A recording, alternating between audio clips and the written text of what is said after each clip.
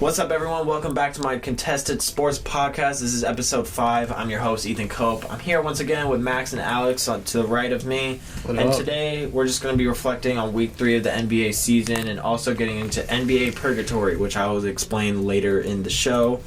So, it's been...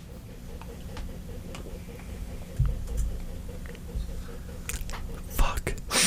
What? Oh, no, I just paused. I couldn't think for a second. Now you gotta start over. Should I start over? Yes. Okay. What is that?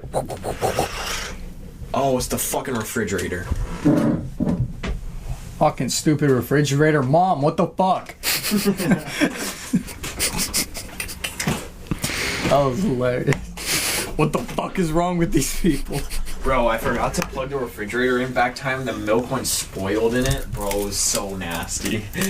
That shit was chunky. You know what's as fucking So nasty. I used to take sandwiches to school in high school, and at the end of the year, there was one sandwich I forgot about in the last day. I pulled it out of my backpack. That shit was a rock. It's fine. I just threw away, or my mom just threw away a box of Taco Bell that I have in my room that I've had since like July. Dude, that's foul. It's so much work. And just so you know, it's November. That's disgusting. We don't. All right, start over. Sponsor Oh yeah, let's hide Crystal. this shit. empty bottles. Kroger spring water. Okay. You guys ready? Yeah. Yeah. Alright, what's up, everyone? What's up, everyone? Welcome back to episode 5 of my sports podcast, Contested. I'm your host, Ethan Cope, and to the right of me, Max on the left, Alex on the right. Yeet. They're back here once again. They'll probably be with me for most of the podcast. And today, we're just going to be reflecting on Week 3 of the NBA season and getting into NBA Purgatory, which I will explain later in the show. So I just want to ask you guys to start. What storyline really stood out to you guys this week? I mean, there's a lot. There was Melo finally got signed today. That's a good one. Waiters. That is the biggest storyline, I took an think. edible. Yeah, that's a good cares? one too. I think that's just funny. Like, I think that's just a funny I think thing. Melo's definitely the biggest news. Today Yeah. is November 14th when we're filming this, and Melo just got signed today, so... She got signed to the Blazers. I do think, we were talking about it earlier, I do think it's a little bit of a panic move. And I'm genuinely happy Melo's back in the NBA because I think he's deserved a spot ever since like he hasn't been playing. I think it's ridiculous that he hasn't gotten a chance. But, yeah, I'm happy he's back in the NBA. A little worried about the Blazers, but I just want to get your guys' thoughts on this. What do you guys think, Alex? I agree 100%. I think it was a panic move. For sure. And we have talked about in past episodes, they did lose Harkless, Aminu, Seth Curry. So they did lose a lot of wings, and I guess they're hoping Melo is the solution. I think he'll come in and improve them for sure, but they're 4-8 right now. They made the Western Conference Finals last year, and I don't think them signing Carmelo, it might not even push them into the playoff picture. Unless the Suns and Wolves fall out, in my opinion. Yeah. It's going to take, I think, for Melo to really make an impact, you're going to have to get, like, Melo, all-star Melo back. For this team. Yeah, for this team. What about you, Max? I mean, I like it. I mean, they don't have much of a choice. Yeah. So, like, as far as pickups go, Melo is pretty good.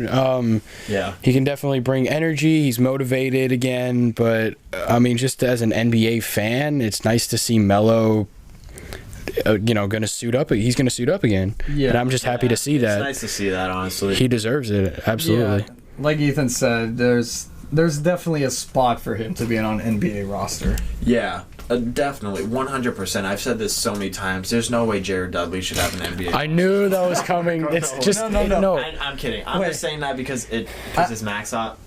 Dudley, nothing against you. Melo. I just want to say this. If it's anyone on the Lakers we're going to talk about, KCP is now the name that we just said. Okay. That's the Melo name. deserves a roster spot over probably like 50% of the NBA. That's probably tough. That's tough. And Let's be real though. Like I think it's important to note the Blazers gave him a non-guaranteed deal, so it's kind of like this is true. That's like the Dwight deal, the deal the Lakers gave Dwight. It's a non-guaranteed deal. However long you stay there is however long you'll keep getting checks from the team. But if at any point they decide They don't want him. He doesn't get. They that don't money want him, anymore. or maybe Melo doesn't want that like smaller role. They could just cut bait. So it's honestly it's a no risk, high reward move. Yeah. So All right. Exactly. Is there anything else you guys want to add on the Melo signing? No, I mean, we'll just wait to see how he does. yeah. Yeah. I do think the funniest storyline was Deion Waiters getting suspended 10 games for eating an edible. That cost them $2 million. Kendrick Nunn, it was you. It was Kendrick Nunn. His 10-game suspension. Kendrick Nunn fan. To quote Joey, he laced that boy for minutes. He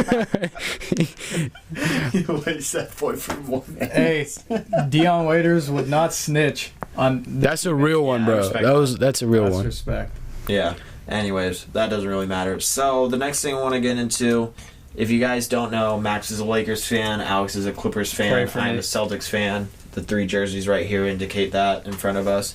So we did this a couple weeks ago, but I wanted you to, because obviously it's been a couple weeks, I wanted you to give your team a letter grade on how well they've done this season. Alex, I'll start with you. Actually, I want to say that one to. If I may, can we say that one last? What do you mean? Because the Clippers lost tonight, and I want to hear them rip into the Clippers. So Why don't you just rip into the Clippers right now then? no, best for last. Oh yeah, I mean they have the best team, but okay. Okay. let's start. Honestly, I just want to start with your squad. Honest, I know you. 9-1, baby. Let's get it. Are you gonna talk about them first? Yeah, I can talk about them. Celtics had an A for me so far. I mean, can't really argue against it. 9 wins in a row. First game, whatever. Screw the 76ers. They're first in the East. Kemba Walker and Jason Tatum have both looked really good. I kind of expected that. Like, I expected Jason Tatum to make his jump this year. For sure. Very good surprise was Jaylen Brown. Jaylen Brown is averaging over 20 points a game this year. He's been so good. It's looking like that contract extension might work out for them. Yeah. Barring any setbacks or injuries. I really like their defense so far. Daniel Tice and Marcus Smart have been very solid on defense. Tice is a great shot blocker. Finally have Enes Kanter back. The Time Lord. Don't forget about the Time Lord. Robert Williams. Oh, Robert Williams has been solid. I like him off the bench a lot. They've been really good about not turning the ball over. Unfortunately, Gordon Hayward's out 6 weeks, which really freaking sucks. Like, I think that hurts a lot. But I think they're going to be okay. Like, They'll hold it down. yeah, they'll hold it down. They're not gonna like free fall. Like Yeah, no, Gordon Hayward, like, if Kemba got injured, then maybe. I honestly thought Gordon was their best player to start the year. I could see that, yeah. Gordon Hayward's definitely their most efficient player. Yeah, Kemba's not shooting so well so far. Really? It's like shooting 42%. Oh yeah, that's all right, but like, He's shooting okay. yeah, it's all right. Yeah. But, yeah, I mean, it just sucks because Gordon Hayward's looking so good, and he's coming off that broken ankle a couple years ago. I think hopes are still high for the Celtics, though. What? Oh, definitely. I haven't lost any hope for the Celtics. It just sucks that happened at, like, It this happened time. at the wrong time. Yeah. Yeah. It just sucks that it happened. Well, I guess it's better earlier in the year than late in the year. But besides that, I have no complaints about the Celtics. Their 9.2 point differential is the second highest in the league right now, only behind the Lakers. Yeah. They have the longest winning streak in the NBA. They're undefeated at home. I mean, they look damn good so far, so I got no complaints for them.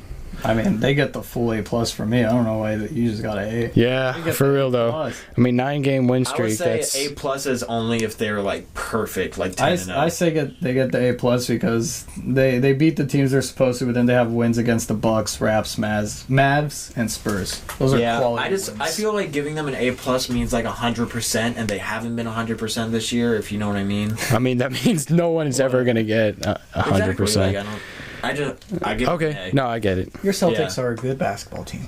Yeah, they've been really good so far. So screw everyone that said Kyrie was better than Kemba Walker. Well, I mean, he is. Well, Kemba's it's better just, for this team. it's, Okay, yeah, but it's the just a whole better argument fit. this offseason was that Kemba's going to be a better leader, and he's shown that so far. That's why the Nets are 4-6 and the Celtics are 9. That is absolutely correct. All right, case closed. Max, what about you? I'll give the Lakers an A-. Never mind the fact that they had a loss to Toronto recently. Toronto's a good team. Yeah, they're a good team, and I like, think it was in Toronto, right? no, it was at home. Who? So the Lakers were also one of the teams that were undefeated at home until that game. But I'm honestly not even like too mad about that game. Like obviously it was going to happen at some point. Yeah. Not to burst your bubble, Ethan, but the Celtics will get their second loss at some point. We're coming for it. They're on pace for 81-1. So. Yeah. No, but I mean I'm not upset with the Lakers, and plus they won the next 2 games. The reason why I put the minus though is they need to definitely work on consistency throughout the game and like maintain early leads. Like, you know, obviously third and fourth quarter, like middle third quarter to like the end of the fourth quarter, they just go all out. Yeah. But they really need to like not get down to the Bulls by 19. Yeah, they're. I said this on our last podcast, but yeah, their slow starts are gonna hurt them against good teams. But besides that, I gotta agree. Like the Lakers have looked really good, and this can be a grace period for them. This can be a time for them to figure it out before they do face the better teams in December. Yeah, definitely. But I am still biting my fingers. It's so early in the season, bro. Like there's still like no one really knows how good these teams are yet. That's true. But I mean, we're finally getting a sense for it, I think. Yeah, we're getting a sense. It's like 3 weeks into the season. It's still way too early. More around like 30, 35 games is when you'll get to know a what sense they say. of the NBA season doesn't start until after Christmas. So once Christmas hits, it's not bad. That's not a bad gave thing. them the A-, like you said. The loss to the Raps. I mean, the Raptors are really. They're a really good team. Siakam's really good. Fred VanVleet is really good. This guy Chris Boucher comes out of nowhere. Rex. Yeah, he wrecked the Lakers and wrecked the Clippers the next night. But I gave him an A-. I wrote here they have quality wins, but they start off slow, but they get out the wins. They still win. Yeah, exactly. All right. So what about you, Alex? How would you grade the Clippers? Paul George also just came back today. So I'm a fantasy team. He deserves to have his jersey there because he dropped 33 points. Nice to have Paul George back. Nice outing after not playing basketball for 7 months and having 2 bum shoulders. Respectable. According to Paul George, played terrible, but maybe he feels that way because they gave up 132 points to New Orleans Pelicans. Yeah, that's a bad look. But right now, I give him a C, C-. Yes, Kawhi has had load management. They actually did look good in the Bucks game. They only lost by 4 without Kawhi and PG. Yeah. So that was... I hate encouraging losses, but... I mean, they lost by 4 to the MVP with no All-Stars. It was basically Lou Will and Harold trying to carry them. Their defense has picked up, but their offense has been atrocious so far. They are missing wide-open shots. It has not been pretty at all. And then tonight, when they were hitting shots, they were finally starting to hit shots. They gave up 132 points. I'm not going to overreact like crazy because Kawhi Leonard and Paul George have played exactly 0 minutes together. The Clippers aren't even like at 75% of what their team could be, but 7-5 right now. They're on a 2-game losing streak after starting 7-3 without Paul George. So I think a C, C- is fair right now. They haven't been consistent. They haven't had a full game of offense and defense yet. I don't. Yeah, I agree. It's kind of hard to judge them right now. I want to see how they play when they do have Kawhi and PG on the floor. Exactly. I don't. I don't. Yeah, no. Yeah, I mean, I do, but like I don't. You know. Yeah. Not against the Celtics, but like in general. Yeah, that would be cool. But they're just missing wide open threes. A big positive. Paul George came back and looked healthy. Like he looked like he was ready to go. Yeah, he was really good tonight. Paul George looked great. He didn't look like he missed any time at all. And Kawhi Leonard, in the games he does play, he has been averaging the most points in the fourth quarter. So obviously that's a great sign. This is the first time the Clippers have had a closer like this in a while. Yeah. So I'm not going to overreact, but they don't deserve more than a C+ yet.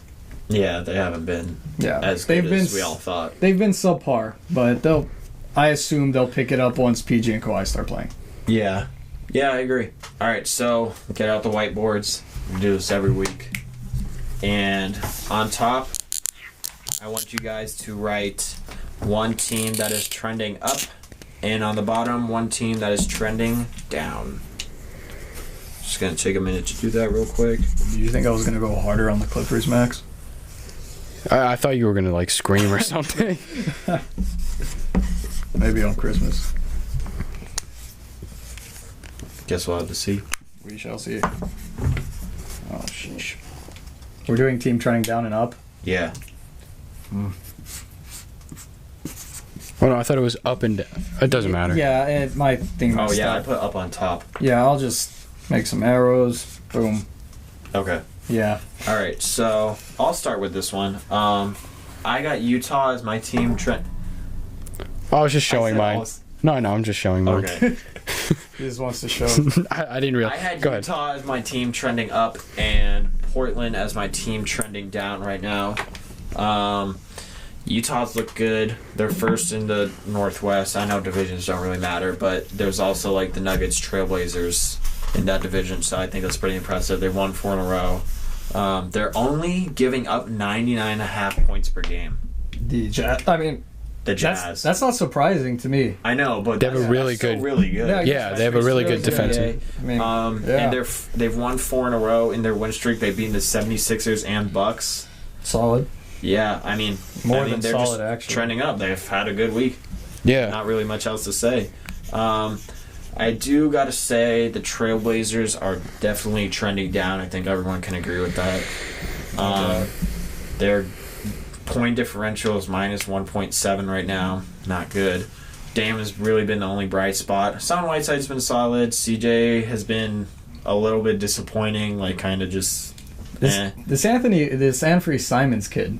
I don't know his name. Oh, yeah, he's solid. Yeah, He's doing But, well. like, Dame's really, like, the only good player on their team right now. They've only won 1 of the past 7 games. Yeah. Including this season, they have losses to the Kings, Warriors, and Thunder.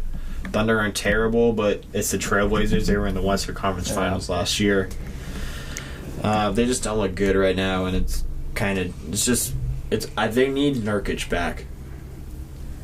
And I don't think Nurkic solves their problems. I mean, I think it'll help. Yeah, no, it'll definitely help. But the big thing... And Pau Gasol's injured. I think to get players like that back will help a lot.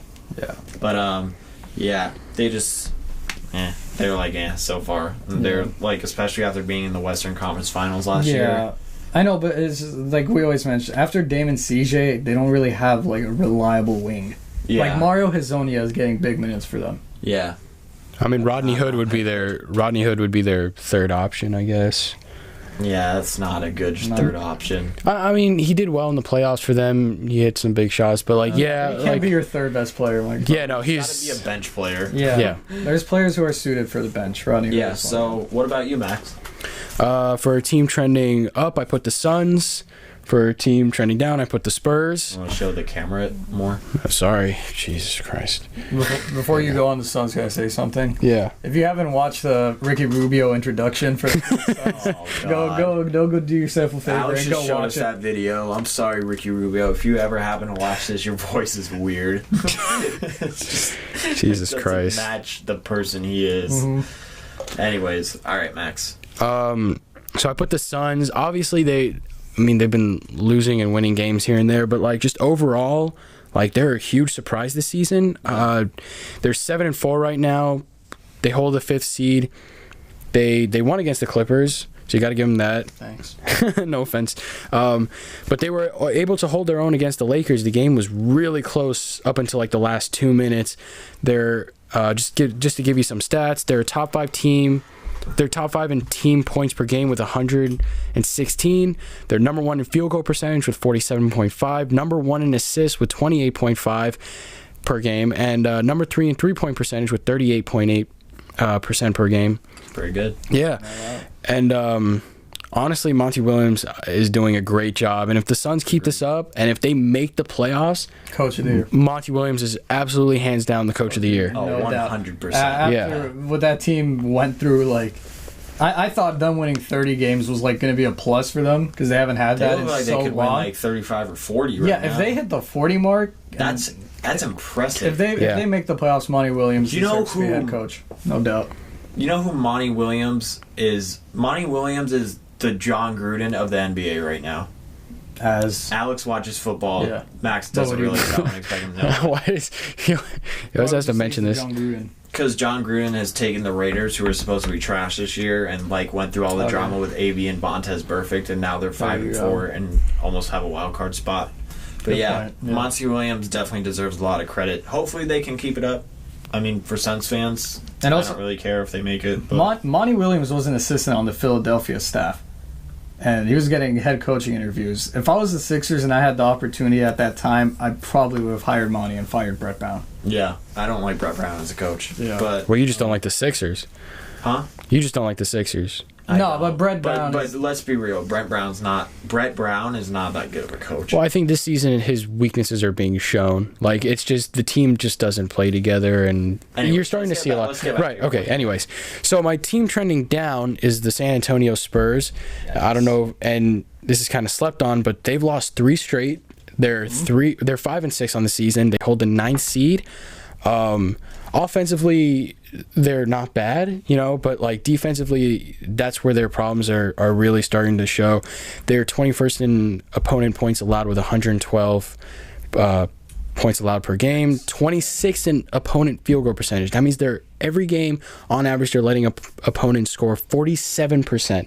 That's pretty really bad. I know they started off really well, and I just don't know. Like Aldridge. Had a bad week. Aldridge just isn't playing like himself. Even though he's getting older, you would 35, I think. Yeah. Or 35. I don't even think DeRozan is playing as himself as usual. DeRozan's gonna be traded, I think. If I was the Spurs, I would run away from that. No, yeah, and that's what I've been hearing. Massive pay cut. Right. That's what I've been hearing a lot is like DeRozan is stopping their really strong backcourt from thriving because you have really good players in Derek White, DeJounte Murray, Brent Forbes, Lonnie Walker.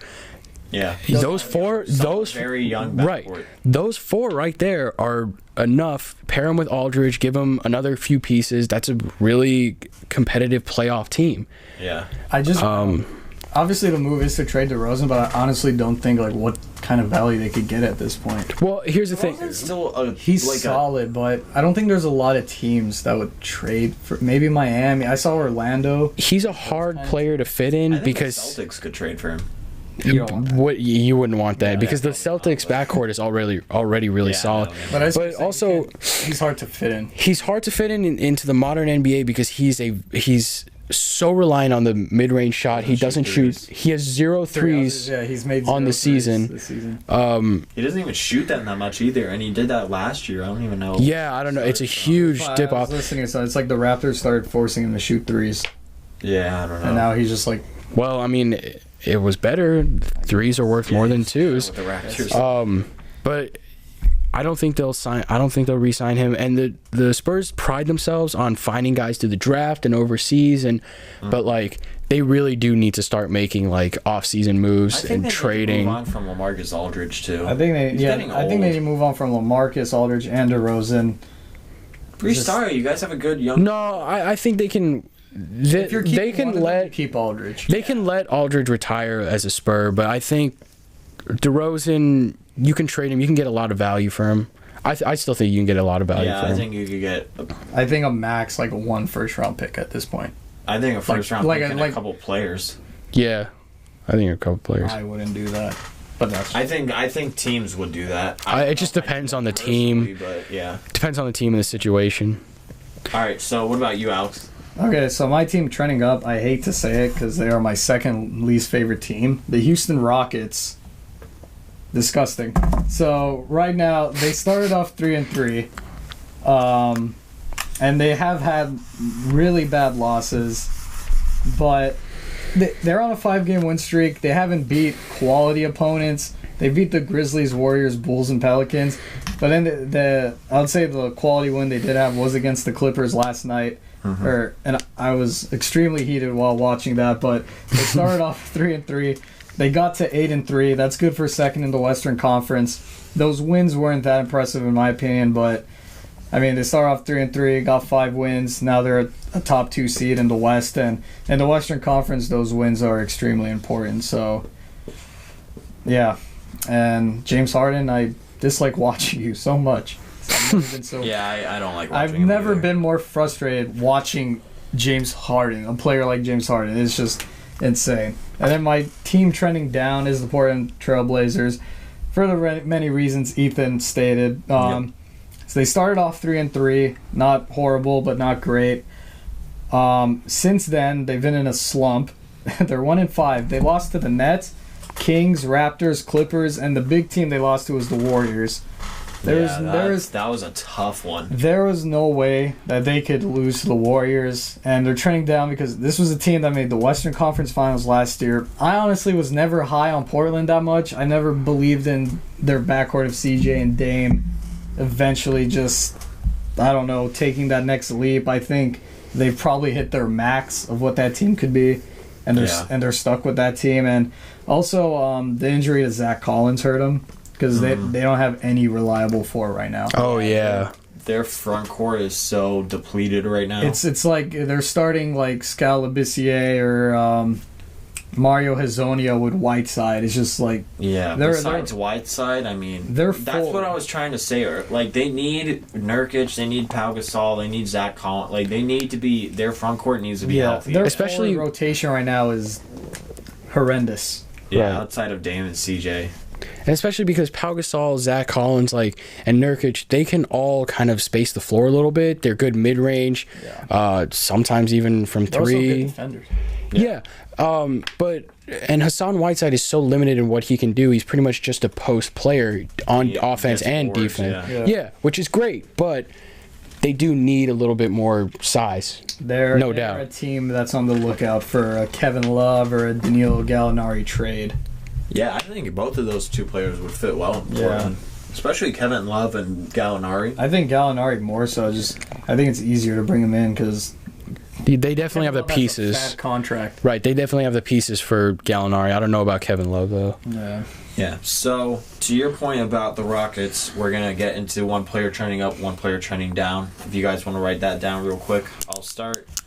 My player trending up is James Harden. My player trending down is Ben Simmons. Disgusting. I know. I hate watching James Harden play, but he's the previous Western Conference Player of the Week. The past week, he's averaging 42.7, 6.7, 8.3, getting 2.3 steals per game, 6 turnovers, and that's really bad, but besides that, he's doing everything really well. The Rockets have won 5 in a row, like Alex said. James Harden has just been really good.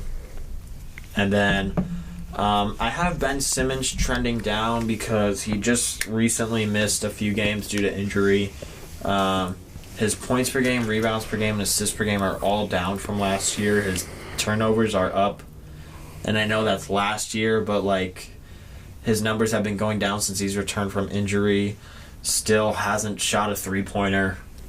His free throw is 53.6 as a point guard. So much for his 3-point shooting videos. His improved jumper. All the hype this summer. He's been really disappointed. It's 2.6 steals per game. That's great. Cool. But you're not really doing anything else better than last year. Yeah, okay. And especially because you're missing 2 key shooters from last year. You got rid of Jimmy Butler. You got rid of JJ Redick. JJ was a fat loss, man. Yeah, they took them for granted. But Ben Simmons needs to carry the load a little bit. He needs to, if not shoot. Bro, just shoot a 3. You're in the NBA. This is why... Oh, never mind. I'm not going to do it because I did last podcast, but... Yeah, I hate this. I mean, I made my point. He just needs to carry the load a little bit more. Bro, just shoot a 3. You're in the NBA. You can shoot it contested. That's why you get paid. That's why you got a max contract extension. Shoot the ball. Just shoot it. I don't care if you miss. Just launch 5 a game. Yeah, I know. At this point, just no one's gonna care if you miss. I don't know about care. I'm not gonna care. I just want to see him shoot it. No, but your team, his teammates won't care if he's shooting the ball. Cool. At least you're shooting it. At least you're trying to score. No, at this point, I agree. At this point, they really do need to. He really needs to start shooting. Yeah, they need to call New I just think Ben Simmons is trending down right now. So, I'll start with you this time, Alex. My player trending up is Andrew Wiggins. Congratulations. I don't believe this is a sign of, he's finally figured it out. Andrew Wiggins is on his way. Like you said, he's 2 years away from 4 years away. Yeah, he's 2 years away from 4 years away from doing something. But, he has been putting up numbers lately. His last 5 games, he's had 25, 30, 40, 25, and 33. Damn. Yeah, they are. I said 4 games. They're 2-3. in the last 4 games, I believe. Or 3-2, so they haven't been winning a ton. The team is trending down a little bit, but the team is trending down. And in those games, he's also been doing other stuff. In the 40-point game, he had 7 assists, 3 blocks, 5 boards. So he's kind of been he's been good. He's been Andrew Wiggins from. He's been what Andrew Wiggins was supposed to be. Yeah, there you go. He's always had the talent. He's just never Of course, he was the first overall draft pick, but he's 24. I want to say that's actually pretty great. He's only 24 he's still. Only 24, and he seems like he's been in the league a long time. So I don't know. Maybe this is Andrew Wiggins coming, but I don't think it is. But I mean, I'm not going to deny the numbers he's put up this week. Yeah, and Andrew Wiggins' whole career has been he puts up like 18 to 20 points per game and then nothing else. But at least he's like doing other stuff while he's scoring. Like I agree. Andrew Wiggins has looked really good so far. Yeah. So what about your player trending down? My player trending down is Tobias Harris, Philadelphia 76ers. Just ripping on the Sixers right now. Damn. I mean, I don't like ripping on Tobias because that's my guy, but he has not been good at all. Let me see his game logs. So it's his last games, he shot 30% from the field, 23% from the field, and then he had one game which was 66. And then the 2 before that, he shot 42% and 33% from the field. And he's averaging a 20.4% 3 from the 3-point line this year. And I say he's trending down because he's coming off a contract extension, which is 5 years, $180 million. He's not. That's the reason the Clippers traded him, because they knew he was going to command that money, and he's just not worth it. Yeah. And when Jimmy Butler left, I think a lot of people expected, this is now Tobias could kind of step in that role and finishing off games, being that closer, but he's just not that guy. He's like a very good 3rd, 4th option. He shouldn't be paid how much he is, but his job is to hit threes, and he's hitting 20%, and that just won't cut it, especially when they don't have elite shooting. I mean, Ben Simmons, he won't shoot. I wouldn't consider Joel Embiid a shooter. But Joel Embiid is like their best shooter in their starting lineup. Other than Tobias. I know Tobias has been bad, but you would think that Tobias going in was their best 3-point shooter. And Josh Richardson is also a good shooter, but he's not like solid. He's not a knockdown. Like if you put JJ Redick in that lineup instead of Richardson, I would like it a lot more. Yeah. They don't have that dead eye 3-pointer, and Tobias is supposed to be that. I wouldn't be surprised if they trade for someone. I can't remember if it was last podcast, but there was always those trades for Devin Booker. I mean, if they Suns can't. Not at this point, no. Suns shouldn't. 76ers should definitely try. Like I think the 76ers should definitely try giving up. Like I think it'd be worth it to give up Tobias Harris and some picks or whatever to get Devin Booker. I think there's no way the Suns, the way they're trending up and the way Devin Booker's playing, I don't think. I'm saying from the 76ers point of view, they should definitely at least try it. I know from the Sixers point of view, but I mean at this point that seems so unrealistic to me. I don't even think it should be brought up. No, it is. Yeah, the Suns wouldn't do anything to mess it up. I don't think a lot of teams want to take on $180 million for the next 5 years for Tobias. Yeah. All right. What about you, Max? For my player trending up, I put Do you want to show him the? Oh yeah, sure. I put Eric Bledsoe. I'll be honest. I kind of I forgot to do this part of the homework. So I researched this. Let it slide. I don't think the people would have. No. It's just because I just researched this while you guys were talking, but no. And I'm pulling up the fantasy profile right now. No, but just I was telling you guys earlier. I won't go into this too much just for timing and I obviously don't have the research, but Eric Bledsoe's doing much better this or just recently within the last 2 weeks he's averaging 20 points, about 6.5 rebounds, 5.5 assists, up from his season average of 16 points, 5 rebounds, 5 assists. It's up from last year. The Bucks need all that they can get from Eric Bledsoe. Especially with Malcolm Brogdon. Yeah, Middleton's out, and even when sorry to interrupt, but even when Eric Bledsoe it's fine. Even when Chris Middleton was in, it seemed like Bledsoe's the second option now. Ooh, I don't know. Maybe it's just because he's shooting hot, but first option. Giannis, yeah. My bad. It was one of the Antetokounmpo brothers. Was it? I think it was Thanasis. I don't know. No, but 7 of them. Bledsoe. So Middleton is out. This is a good chance for Bledsoe to step up, as well as Malcolm Brogdon's loss. Mm-hmm. They need that playmaker. Yeah. And then my player trending down, which is so poorly timed, is Drew Holiday. Yeah. Which is because he had against the Clippers, he had 36 points, 5 rebounds, and 7 assists. And the reason why is besides tonight, because that's what I expected him to get on a regular basis. He's just regular basis. No, not like averaging, but like that's what regular basis. No, like Drew Holiday to be MVP. God. No, because earlier before the season started, the Pelicans stressed that this is still Drew Holiday's team, and I even saw somewhere that they were going to try to make an MVP campaign for him. Yeah. These are not MVP numbers. Well, especially MVP right now is Brandon Ingram. Well, no, especially without Anthony Davis anymore. But like he regressed a lot from last season. He was shooting 47. Are you going to stop interrupting me? I'm the host of this show. You will never speak to me like that. What is going on? Alright, continue.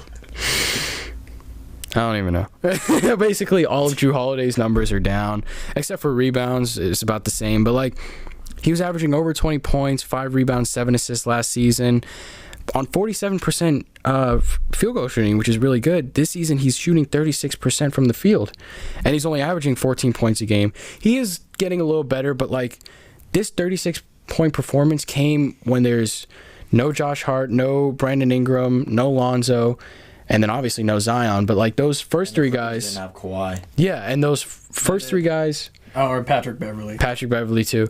Whatever. So there's a whole lot of guys out that could have prevented Drew Holiday from getting that performance tonight.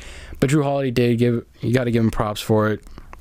But overall this season, he's not looking as good as last season. Yeah, I agree. I think it could just be a bad start, but I guess we'll have to see. I think it's a bad start like Mike Conley. I think they'll eventually start picking it up. It's not. I think he will, but still. All right, so I said we were going to talk about this at the beginning of the show. So hell yeah, we're going to get into NBA Purgatory. For those who don't know what it is, I literally just found out about it this week, and I thought it'd be interesting to talk about.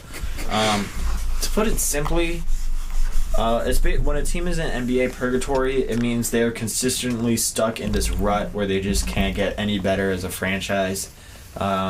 Means that they just haven't been able to take the next step, and it doesn't look like they'll be able to for a while. Like, for example, a team that inconsistently is making the playoffs like every other year or whatever, and then they just like can't make it past the first or second round. Whoever's fault it may be, it doesn't really matter. But so I wanted you guys to come up with one NBA team that you think is in NBA Purgatory right now, and then explain why. Alex, I'll start with you. Okay. I'll try to get through it all. I have a lot of notes here, but that's okay. I picked the Detroit Pistons, and I think they're the prime example of NBA Purgatory. I can see that. They have been a mediocre/average team. I only looked from 2015, so from 2015 to 2019, they've had a record of 161 and 167. So 6 games below 500. That is mediocre as hell. So that is 6 games below mediocre. Yeah. So they either barely miss or make the playoffs, and they have no room for improvement due to their max contracts. And I'm just gonna go read real quick. Blake Griffin's on the books for $30+ million. Drummond $27+ million. Reggie Jackson $18+ million. Tony Snell $11+ million. Oh yeah. Terrible. No, well, it wasn't terrible. Economy, that's not terrible. It wasn't terrible for when they signed him, but now it's looking bad. Provide much. And then Langston Galloway is like $7.3 million. But why is Langston Galloway getting $7 million? But anyways, why is he on a team? I don't know about that. I'm sorry. Sorry, Langston Galloway. No, but so since they have big contracts, they have no way to improve in free agency. And since they barely miss or make the playoffs, they have picks either at the end of the lottery or right after, and they have been so bad at drafting. I'm just gonna go through the drafts real quick. So in 2015, they selected Stanley Johnson or 2016 they selected Stanley Johnson with the 8th pick, passed on Devin Booker who went 13th. This one's really sad. This one's really sad. 2017 draft. They selected Henry Ellenson with the 18th pick. They passed on Karis LeVert, DeJounte Murray, Malcolm Brogdon, and Pascal Siakam. Oh my! They passed on all of those players. Wait, are we allowed to go with the hosts? No. This is anarchy. Isn't Brandon Ingram also in that draft? In the 26. Oh my God! He got drafted before them though. Yeah, no, but Brandon Ingram, he was like a. Oh no, yeah, you're right. I know what you're saying. Okay. All 4 of those guys came after, and in that same summer, this was the summer of the Pascal Siakam's such an L. Oh my God. This is the summer of the 2016 cap spike where the salary jumped. So of course the Pistons gave a lot of money to players that are not worth it. Drummond got a 5-year, $130 million extension. They signed John Lure to a 4-year, $42 million deal. Who's that? I don't even. I remember him Boban, vaguely from 2K. Million, not as crazy. Ishmit 3-year, $18 million. That's not much in today's economy. That's not that bad. But why are you giving these players like a decent size, like long-term cash for when you could just sign minimum guys that probably bring in the same value? And then this one was a bad contract. Where is it?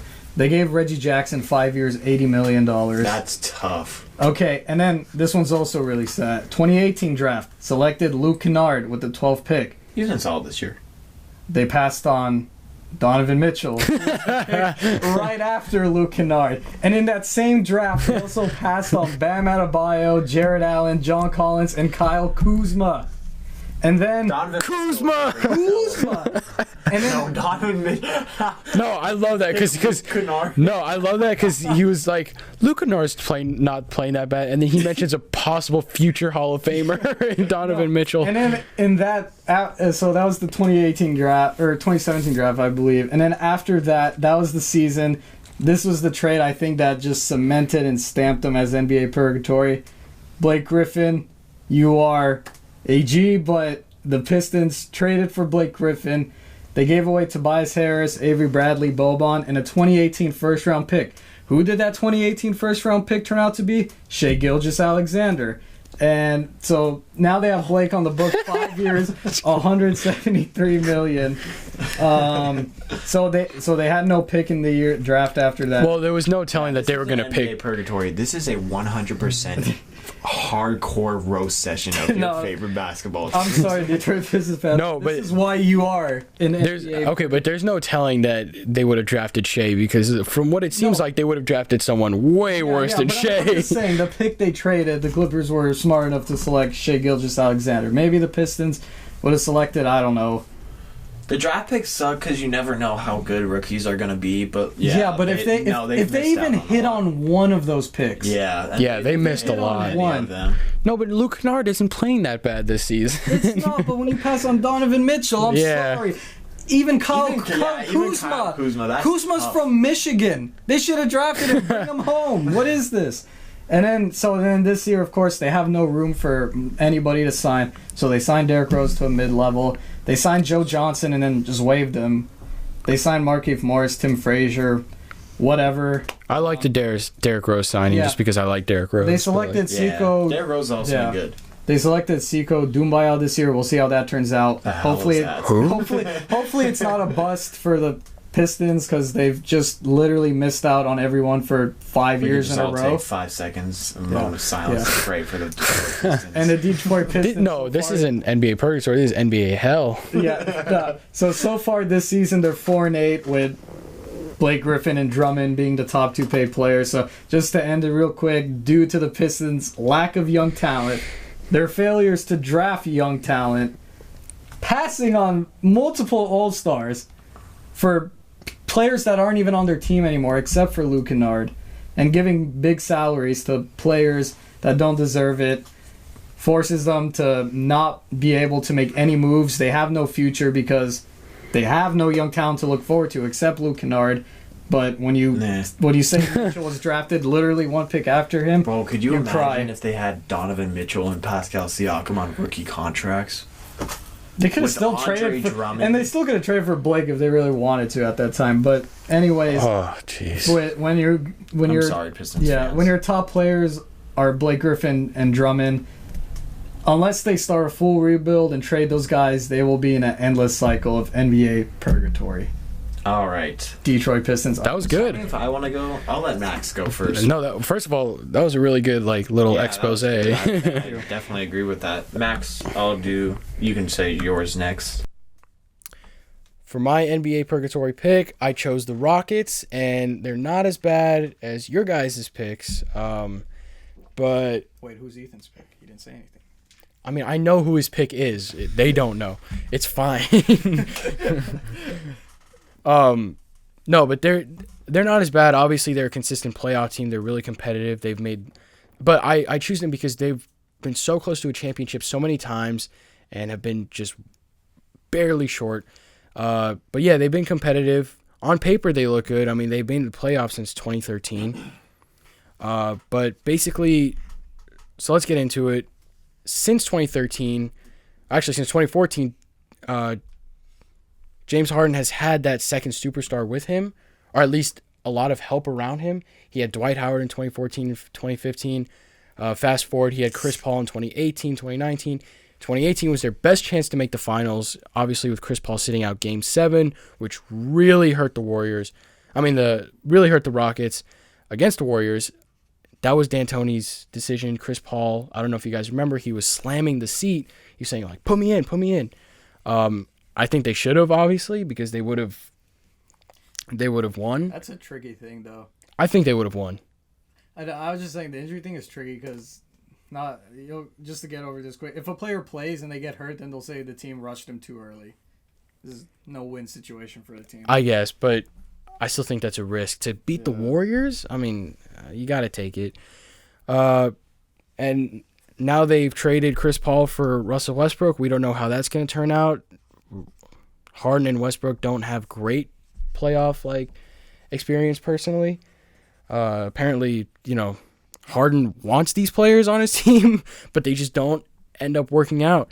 Not only that, I just feel like the Rockets don't have a consistent style of play. Last season they ranked really low in pace. This season they rank really high. Offensively this season they're doing well. They're on a 5-game winning streak. They're third in points per game, but they're almost last in opponents' points per game. They're 23rd in assists per game, despite having James Harden, who averages 8 assists a game, and Westbrook, who averages 7. I think and then also they don't have great defenders. Obviously, they gave up almost 160 to the Wizards. Jesus. Yeah, I mean for real. They're only really good defenders. PJ Tucker and Clint Capella. Daniel House isn't bad, but pretty much once they let Trevor Ariza walk. I mean, was he? Yeah, I think if he stayed on that team, he would still be some form of an NBA player.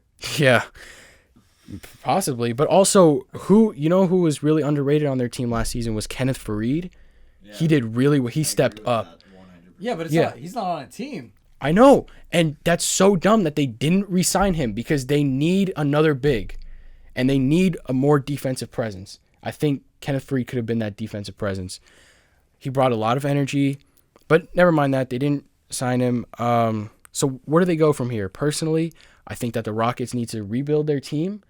And I don't mean they need to tank and get draft picks, but they need to rebuild their style of play because right now they have this either Harden ISO or Harden drives the lane, kicks it out to PJ Tucker, Austin Rivers, Eric Gordon for the corner 3. And they just keep doing that over and over again. And it gets old, and teams are starting to learn how to guard against that. Yeah, I mean that's why they don't have much playoff success. Right. When you manage game to game, it's not a hard thing for an elite coach to figure out. Right. So they just need to find a completely new way to play. They have Russell Westbrook. They have the opportunity to find a new way to play. I think they've made it work so far as on offense. Time will tell. But I don't think Westbrook is the answer to a championship. I don't know what exactly the pieces are, but overall, they just need to fix their style of play. I don't know if that means getting rid of D'Antoni, but maybe a defensive coach couldn't hurt, I think they just need to change their play style, like you've been saying. Yeah, and they need to change things. They need to try new things, basically. Yeah, and I mean, you define NBA purgatory, and I think the Rockets are a good definition of that because you mentioned they're not that Westbrook move didn't move them to a championship, but they have huge contracts. They traded 4 picks to the Thunder with 2 pick swaps in them, so they really have no way to improve at this point. Like, this is their team. This is what they have to roll with. Right, and they're not really going after any like big free agents. Yeah, but even like a solid guy, like they have no cap space. They only right, and they don't even need another big free agent. Like, and they don't need to get players around to build the team with. Right. But because of the way Harden plays, because he dominates the ball so much, there's only really one type of player that you can play him with, and that's wings. And that's guys that are going to shoot from the corner. Because he drives the lane and he passes out. Or he takes the triple team 3 from 30 feet away. He takes the double step back 360 travel. Yeah. Apparently it's not a travel. I don't know. But yeah, it's complete bullshit. But they just needed... They are so close to a championship, but yet they're so far to figuring out what it is. And every push that they've made to figuring out what that is has put them in the same spot of just barely missing the mark. Gotta agree. I agree 100%. It sucks because I want Russell Westbrook to win so bad because I've been such a fan of his, but yeah. And also, the point you mentioned, Harden wanted to play with Dwight. He wanted to play with Chris Paul. He wanted to play with Westbrook. Dwight and Chris Paul didn't work out. I know Westbrook and Harden are friends, but we'll see how far until Harden's not going to be friendly with Westbrook because he's taking up his shots. We'll see. I mean, I think Westbrook, I mean, he's really stubborn. He's not going to change his style of play, which he shouldn't because in some respects it is effective. I mean, it's not efficient, but like that, like driving to, like really fast paced driving to the lane and he's really athletic. I mean, there is an upside to his game, but like he's not going to change. And he's not a fit next to Harden. Well, it's just that I think he's trying his best to adapt to it, but I just don't think he will completely do what's necessary to win that championship. See, I think he would do it, but the thing is, he's just such a bad shooter at this point that it's so tough for them to make it work out. Yeah, and I just don't think, and they're also a team that doesn't play to their strengths. Because obviously they let Westbrook take 20 shots and only make 6 of them. Of course, your guy Patrick Beverley was on him, but still. And by the way, after that, he said Patrick Beverley just runs around and does nothing. So, good job, Westbrook. But also, I mean, they force players to play not what they're good at, even though it helped PJ Tucker. But like he's an instance, he was not a wing shooter. They forced him to do that because of Harden's style of play. I think Harden needs to meet in the middle with some other pieces in order to create an actual team. Right now, it's just like Harden, Westbrook, and a whole bunch of other guys. I do agree it's an identity problem for them. Right. Yeah. All right. This is going to hurt a lot of people's feelings. Love it. I think they're already hurt after this summer. Oh, yeah. 100%. The people at home already know. As much criticism as you got, I'm going to rip you guys to shreds in the next Jesus. My NBA team in purgatory right now is the New York Knicks. Ouch. Shocker. This is going to be... Let me start with the fact that I don't have a problem with David Fizdale or the players on that team. I think, obviously, they need better players to be a better team, but... Dude. They're good rotation players. Yeah. That don't match. Exactly, but that's not their problem. That's the front office's problem.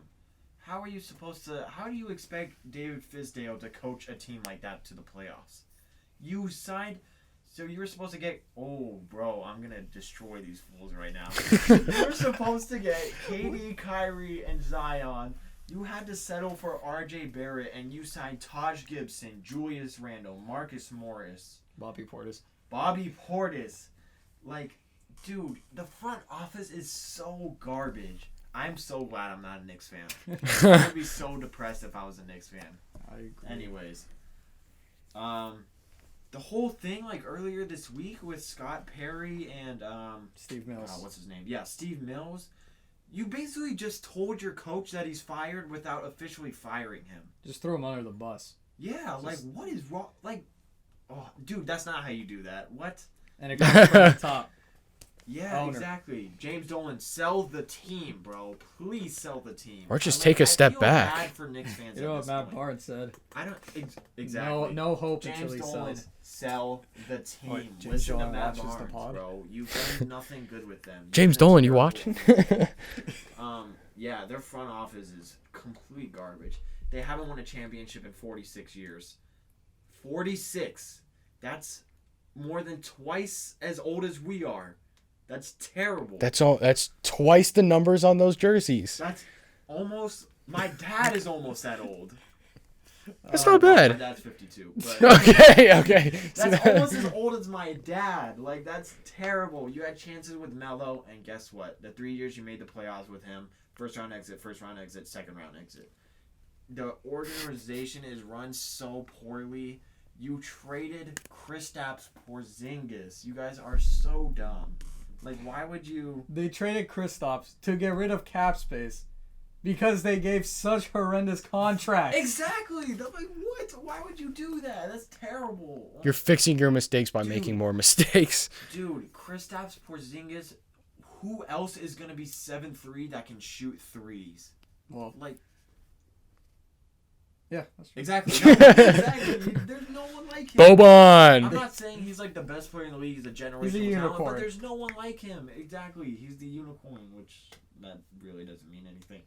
But sure, I mean, like, their signings have been solid this year, I guess. But like, I I guess. don't think they've been they've been okay. I mean, you were supposed to get Kyrie Irving, Kevin Durant, who people argue is the best basketball player on this planet, and Zion Williamson, the most hyped college athlete or college basketball player since, or I guess like the most LeBron, hyped since rookie LeBron. since LeBron. But yeah, I mean, and there's no hate on RJ. I think he's done really solid this year. Like, but that's what you got out of.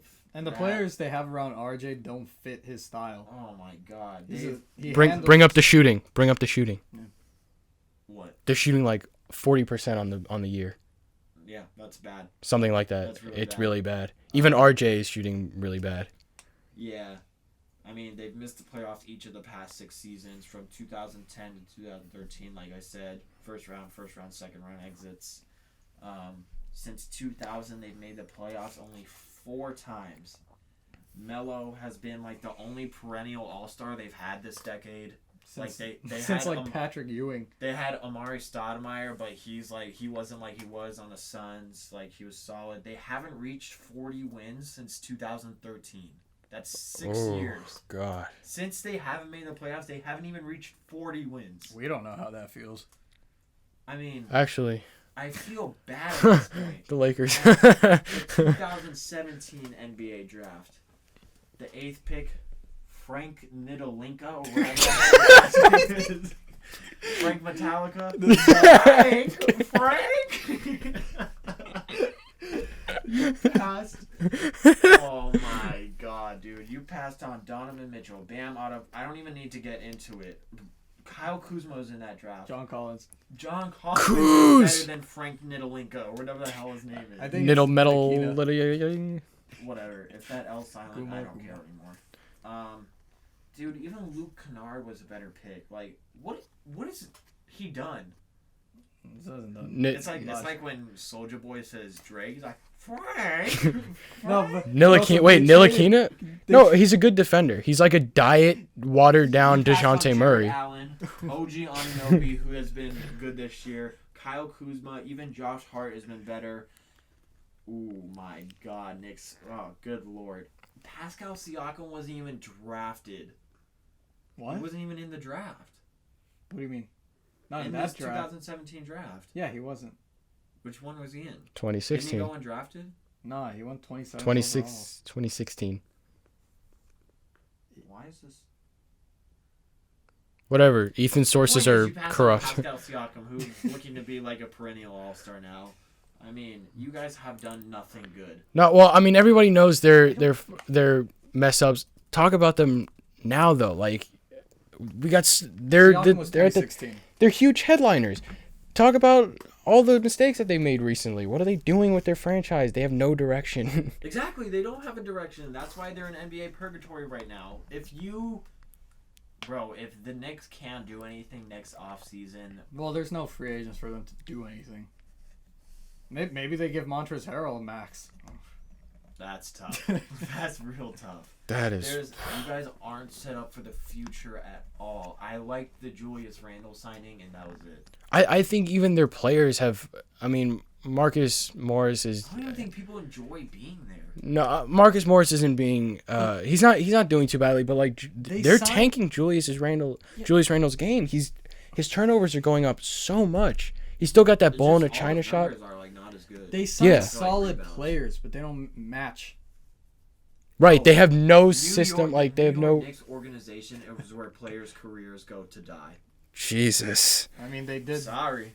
What happened to Dennis Smith Jr.? He's been a no-show this year. And ever since he got traded, no-show. I'm happy you brought that up because no-show. They passed on Dennis Smith Jr. to draft Frank Ntilikina or Frank Metallica. Yeah.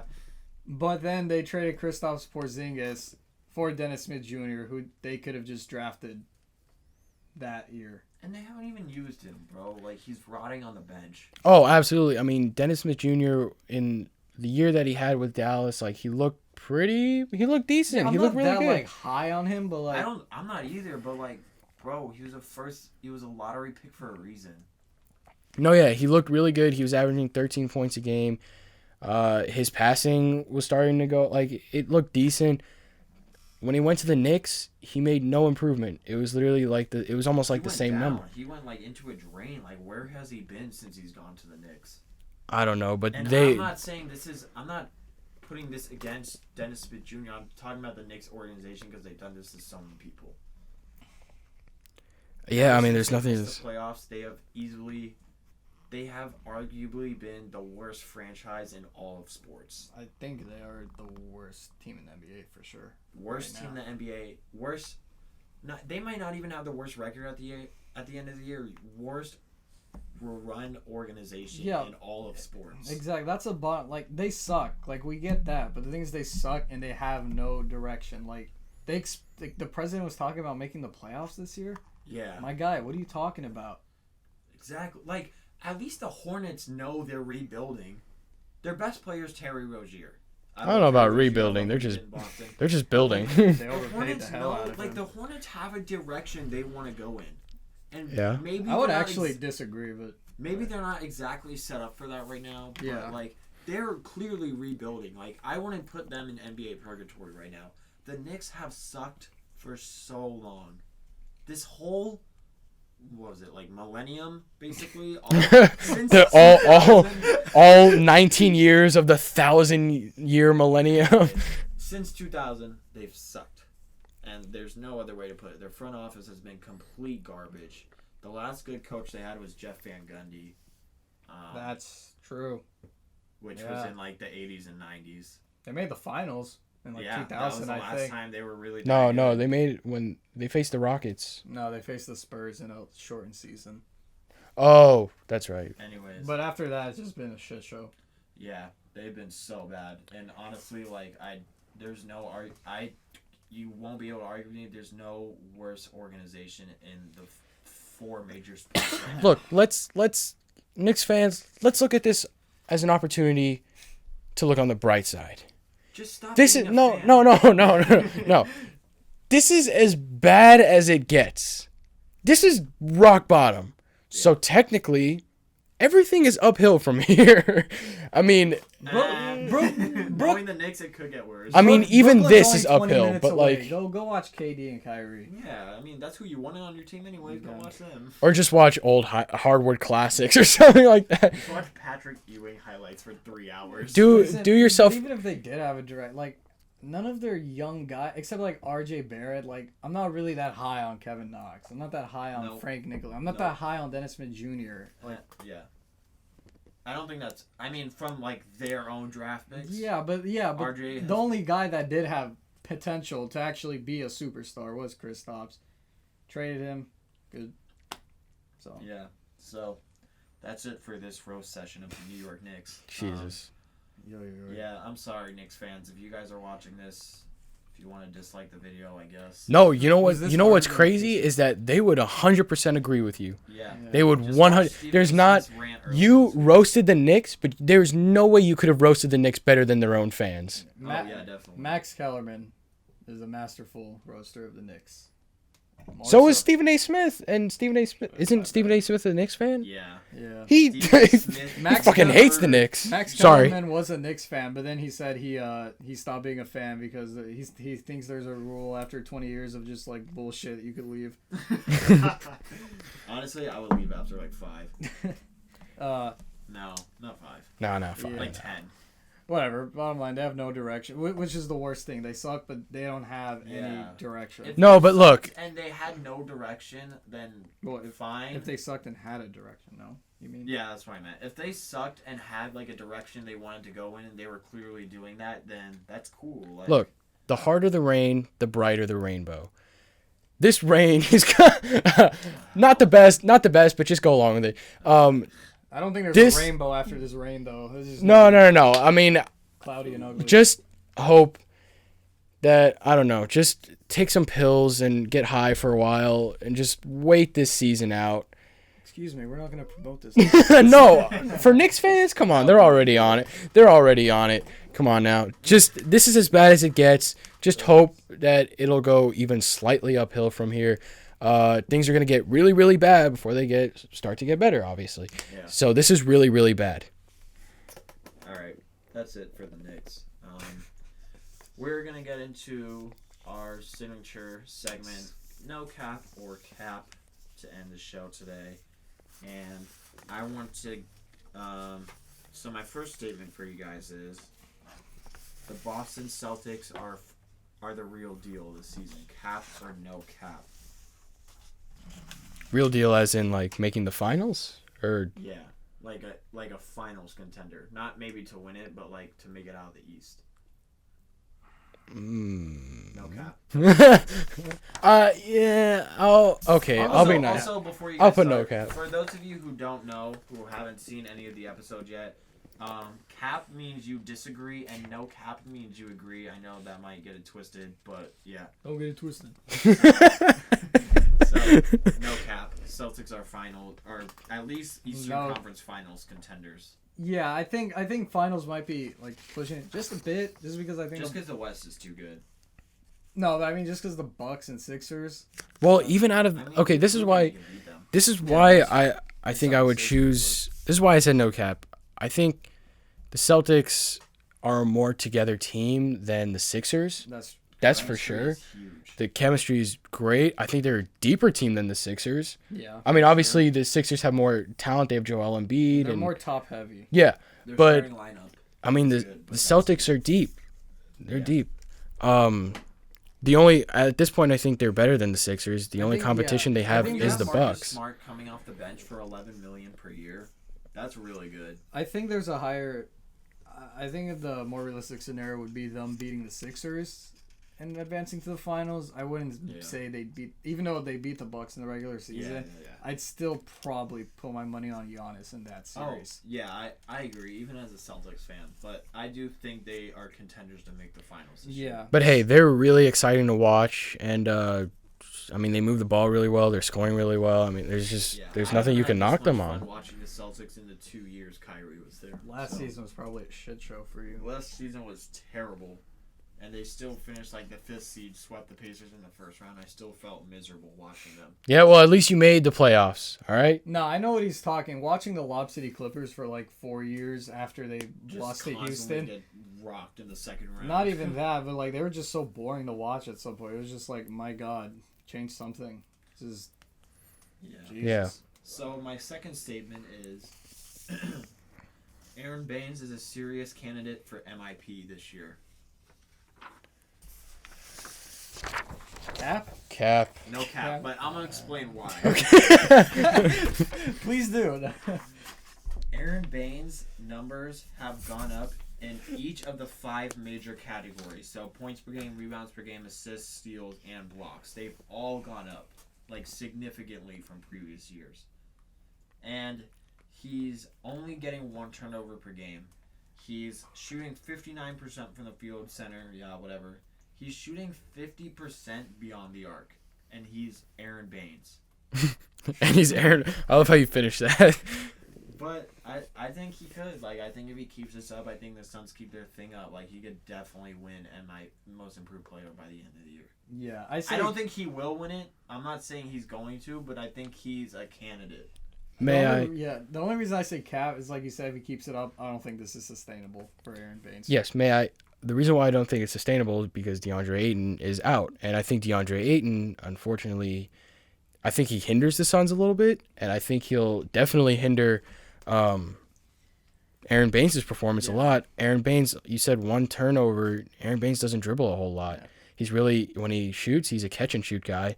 50% from beyond the arc is really good. He morphed into Steph Curry. Yeah, that is amazing. He got like 4 threes against the Lakers. Like, no, but not even if DeAndre. He broke Steph Curry's hand only to absorb that power. I would still say that if Aiden was still healthy, I mean, if Aiden was not part of the Suns team, I still don't think Baines would be this sustainable through the season. Yeah, he might not, but I mean, it's exciting watching him now. I'd be happy for him if he won Most Improved Player. I'm sure you would be a little bit pissed off because his team's 9-1. What is he? I just wish he did this with the Celtics. Yeah, but yeah, it's all about context too. Like you have to factor in the fact that Ayton isn't in right now, and. Yeah. So my last statement for this segment is the Trailblazers will get things turned around this season. Cap or no cap? Cap. That is a cap. Yeah. Definitely. They're not making the playoffs. Okay. They are not making the playoffs. No, Wait, the actually, Trailblazers just need to get healthy and they'll turn things around. My bad. They might sneak in as the 8th seed, but they're not. I don't think they're better than Dallas, Houston, Denver, both LA teams. Utah. I think when healthy, they're like a 6th seed. I think. No. After watching the Mavericks, I think healthy they're the last spot. Honestly, no depth, and I honestly don't think it'll last. I feel it, but I think I'll take Luka over Lillard right now. I think the Mavs. I like them more than the Blazers. And also, I don't know. I think I'm starting to like put my money on the Suns. Like I really think they could make that playoff push. I could be wrong. I mean, it's the beginning of the season, so don't hold my word to it. But if the Mavs and the Suns make the playoffs, they're taking Golden State and Portland's place. And also, Portland just doesn't have they don't have the depth. Yeah, if they take a spot, I think it's going to be. I think the Wolves and Suns are still in the picture. If they take a spot, it's going to be over one of those two teams. Right, and Melo, I don't think is going to elevate the situation to new heights. Right. That's why I didn't mention him. I think they should. I think Portland should just. Portland and Golden State they should just flush the season down. I think it's enough. 70 games left.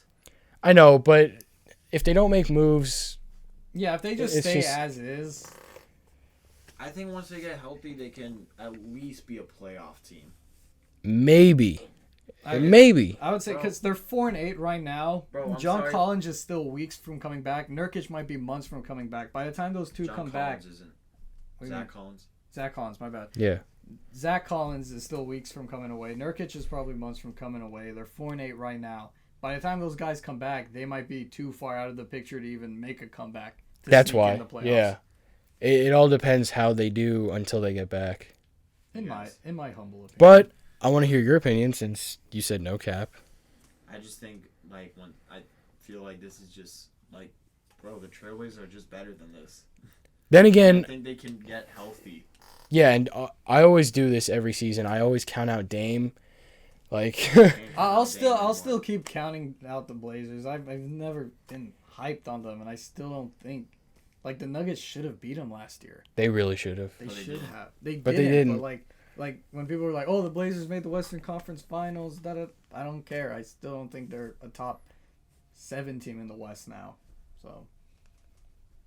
I mean, I'm gonna be wary of it just because I do keep counting out Dame. I thought the Blazers were gonna lose to the Thunder.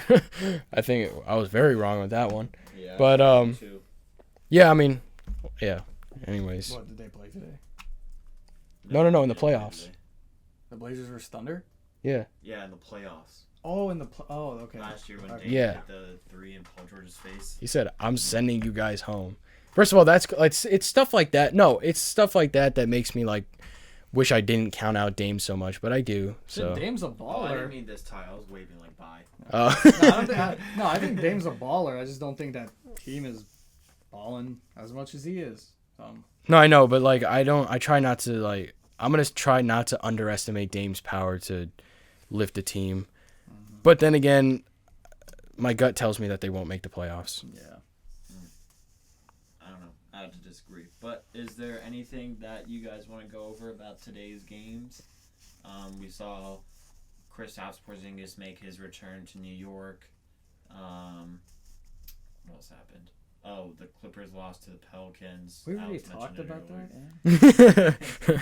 I just thought what was really funny was, kids, close your ears. But the Knicks fans were chanting, "Asshole, asshole," when Kristaps was at the. Yeah, then he acts shocked. Well, why are they so mean to me? No, I love it. I think it's so funny. Like FUKP. Good. Something like that. Whatever. I don't know. I just thought it was funny. Yeah. Yeah, and then also I knew the Knicks were gonna play. I knew they were gonna win that game because they're gonna play with a lot of passion. Like every now and then they get like a lot of passion and like they just go out and win a game because I guess out of 82 you're gonna win some. Yeah. But like I don't know if they played with this kind of passion, maybe other teams would try to make a trade with them for some better pieces. I don't know. It's I'm beating it. Their coach is just coasting right now. He's just like chilling until he gets fired for real. I know. I'm beating a dead horse. We don't need to go into the Knicks anymore, but they were fun to watch tonight. Yeah. All right, guys, that's a wrap for this show. I want to thank you for tuning in, and I also want to thank Max and Alex for joining me once again on this podcast. I want to thank AJ and Chris Cope for producing and directing the show. Go follow us on Twitter at ContestedSport1 and on Instagram at ContestedSports. Also, our personal social media will be in the description, but you guys can go on Twitter, pitch your own predictions and opinions, and if there's anything you guys disagree with us on, go ahead and contest it. See you guys next time.